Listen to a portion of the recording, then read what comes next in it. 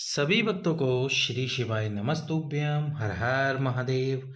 ओम नमः शिवाय, जय महाकाल, शिवाय नमः। ओम। तो आज के इस वीडियो में हम आपको बताने वाले हैं संतान प्राप्ति से जुड़े हुए पत्र, उनमें कौन कौन से उपाय किए लोगों ने और उनको किस प्रकार से संतान प्राप्ति हुई। कैसे 17 वर्षों बाद एक माता को मात्र एक पुष्प से, किससे, मात्र और मात्र एक फूल से संतान की प्राप्ति हुई है। उसी पत्र का वर्णन आज हम आपको करने वाले हैं कि हो सकता है यदि आपने कुछ और उपाय किए हों वो सफल ना हुए हो, तो आप भी इन उपायों को देखकर कर सकते हैं और आपके जो कई वर्षों से मनोकामना अधूरी रह रही है वह मनोकामना पूरी हो जाए। तो चलिए शुरू करते हैं इस वीडियो को। किस प्रकार से और कैसे गुरु जी ने जो पत्र पढ़े अपनी कथा में, उन्हीं पत्रों के माध्यम से हम आपको बताने वाले हैं आज के ये सभी उपाय। वीडियो को लाइक करके, चैनल को सब्सक्राइब करके, वीडियो को अधिक से अधिक लोगों के पास शेयर कर दो। तो सबसे पहला पत्र था, जो सबसे पहला पत्र है उसमें उन माता ने कहा कि गुरु जी 12 वर्ष से अधिक हो गए, 12 वर्ष से अधिक हो गए पर मुझे वंश की वृद्धि, संतान की प्राप्ति नहीं हो पाई। हर एक जगह पे दिखा के आई, पर जाके आई, पर फिर भी मुझे कोई लाभ नहीं मिला। और दुख तो और तब हुआ गुरुजी, जब संतान नहीं हो रही, ऊपर से मेरे पति को कैंसर हो गया।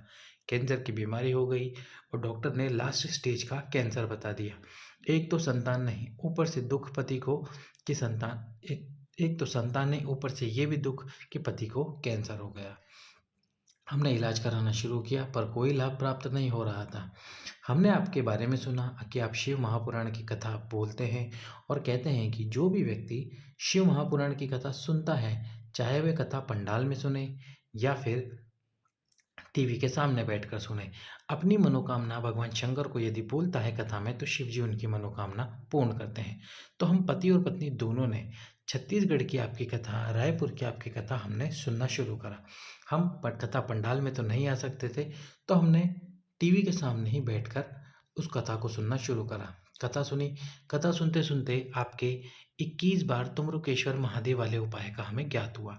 21 बार तुमरुकेश्वर महादेव वाला उपाय, जिसमें आपने बताया पति पत्नी को जड़ को लेकर आना होता है, शिवलिंग पे से दक्षिण दिशा में खड़े होकर 21 बार उस सफ़ेद आंकड़े की जड़ को घुमाना होता है शिवलिंग पे से, तुमरुकेश्वर महादेव के नाम से। फिर उस जड़ को पत्नी को अपनी कमर में बांधना होता है। रजस्वला धर्म के 7वें दिन जाना है मंदिर और उस दिन उस जड़ को बांधना है। बांधने के बाद में एक पीपल का पत्ता प्रतिदिन शिव जी पे समर्पित करना है अवधूतेश्वर महादेव के नाम से, और उस पीपल के पत्ते को गाय के दूध में उबालकर पीना है।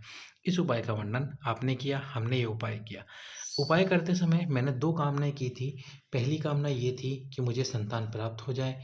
दूसरी कामना ये थी कि इसके साथ ही मेरे पति का जो कैंसर है वो पूरी तरह से ठीक हो जाए। जो कैंसर की उनको बीमारी हुई है, जो रोग है, वह पूरी तरह से ठीक हो जाए। तो मैंने सफ़ेद आंकड़े की जड़ का उपाय किया। पहली बार मैंने वो उपाय किया और पहली ही बार में मेरा उपाय सफल हुआ। मेरी दोनों कामनाएँ एक साथ पूर्ण हो गई। मुझे संतान प्राप्ति भी हुई और वंश की वृद्धि भी हुई। इसके साथ ही मेरे पति का जो कैंसर था वह धीरे-धीरे पूरी तरह से ठीक हो गया। अब चलते हैं दूसरे पत्र की तरफ। जो दूसरा पत्र था, उस दूसरे पत्र में क्या बताया? दूसरा पत्र लिखा था एक अंकल जी ने, जिन्होंने बताया अपनी बेटी के बारे में। यदि अभी तक आपने हमारे वीडियो को लाइक नहीं किया है तो वीडियो को लाइक करके, चैनल को सब्सक्राइब करके वीडियो को शेयर कर दो। तो उन्होंने पत्र के माध्यम से बताया, क्या बताया पत्र के माध्यम से, कि मेरी बेटी को संतान नहीं हो पाई। कई वर्षों से, कई प्रयासों के बाद भी हम सफल नहीं हो पाए। प्रयास करते सफल नहीं हो पाए। हर जगह जाके आते, हर जगह घूम कर आ गए, पर फिर भी मेरी बेटी को संतान नहीं हो पाई। इसके बाद हमने आपकी कथा के बारे में सुना और आपने कहा था कि भगवान शंकर को दक्षिण दिशा से एक कलश जल, ये दक्षिण दिशा होती है शिवलिंग के ठीक पीछे, मुख आपका उत्तर की तरफ हो जाता है और आप दक्षिण दिशा में खड़े होते हैं। तो दक्षिण दिशा में खड़े होकर जल चढ़ाना शुरू करो। जल चढ़ाना शुरू करा। मेरी बेटी के पेट में दर्द हुआ। पेट में दर्द हुआ और आप कहते हो गुरुजी कि सब कुछ शिव जी के ऊपर छोड़ देना चाहिए। यदि आप सब कुछ शिव जी पे छोड़ देते हो तो आप शिव जी आपकी मनोकामनाएं ज़रूर पूर्ण कर सकते हैं, ज़रूर पूर्ण करते हैं। तो इसके बाद हमने सब कुछ शिव जी पे छोड़ दिया। प्रतिदिन जल चढ़ाते रहे, साथ में सफ़ेद आंकड़े की जड़ का हमने उपाय किया। सफ़ेद आंकड़े की जड़ का उपाय किया। अब डॉक्टर का जब जाँच कराई तो डॉक्टर ने बच्चे की जगह हमें बताया कि आपके गर्भाशय में गांठ है और उन्होंने ऑपरेशन के लिए बोला। हमने हर जगह दिखा हमने हर जगह जाँच कराई, एक जाँच कराई, दूसरी जाँच कराई, तीसरी जाँच कराई, चौथी जाँच कराई, 5वीं जाँच कराई, 6वीं जाँच कराई, 7 जाँच कराई और सातों की सातों जाँच में हमको गाँठ का पता चला कि गाँठ है।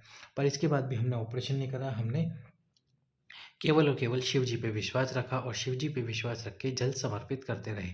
जल समर्पित करते रहे, जब ऑपरेशन का समय आया तो हमें ज्ञात हुआ कि हमें एक नहीं 2 संतानों की प्राप्ति हुई है। दूसरी जो गाँठ का वर्णन बताया जा रहा था, वो गाँठ नहीं थी, वो हमारी दूसरी संतान थी जो भगवान शंकर की कृपा से हमको प्राप्त हुई।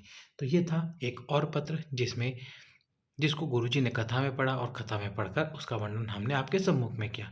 अब चलते हैं तीसरे पत्र की तरफ। तीसरा पत्र जिसमें माता ने एक फूल से वंश की वृद्धि और संतान की प्राप्ति की।